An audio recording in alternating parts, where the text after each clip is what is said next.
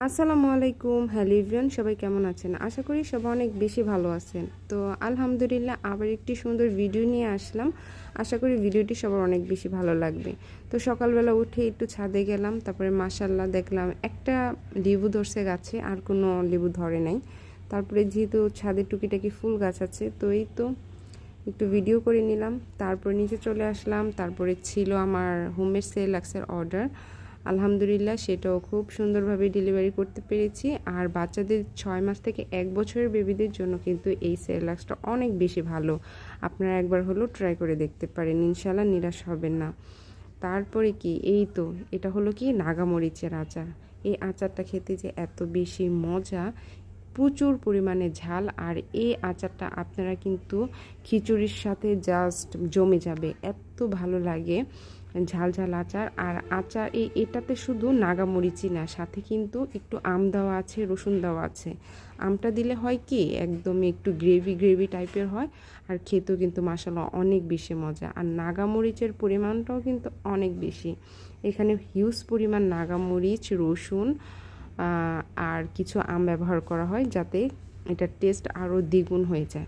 শুধু শুধু মরিচের আচারটা কিন্তু একদমই ভালো লাগে না, আর আম সহকারে এই আচারটা দিলে কিন্তু অনেক বেশি মজা লাগে। তো আসলে যারা যারা ট্রাই করেন একবার হলো ট্রাই করবেন, আশা করি আপনাদের কাছে এই আচারটা অনেক বেশি ভালো লাগবে। তো যাই হোক, তারপরে এই তো সন্ধ্যার সময় মানে সন্ধ্যার আগ মুহূর্তে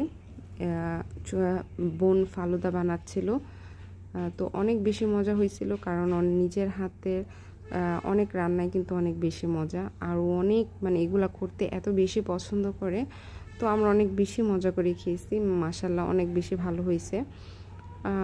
আসলে কি, ঘরে বানানো সব জিনিসই না হোক সেটা একটু কম বা বেশি টেস্ট, কিন্তু বাসায় বানালে না সেটা ফ্যামিলির সবাইকে নিয়ে কিন্তু খেলে কিন্তু অনেক বেশি আনন্দ লাগে, মানে খুব বেশি ভালো লাগে নিজে একটা কিছু বানালে। তো যাই হোক, এটা কিন্তু ছোটো বোন বানিয়েছিল, তো আমার খালাতো বোন আর কি। তো এই তো আমরা সবাই কিন্তু অনেক মজা করে খাইছি আলহামদুলিল্লাহ। আর ঠান্ডা ঠান্ডা ফালুদা খেতে কিন্তু অনেক বেশি ভালো লাগে।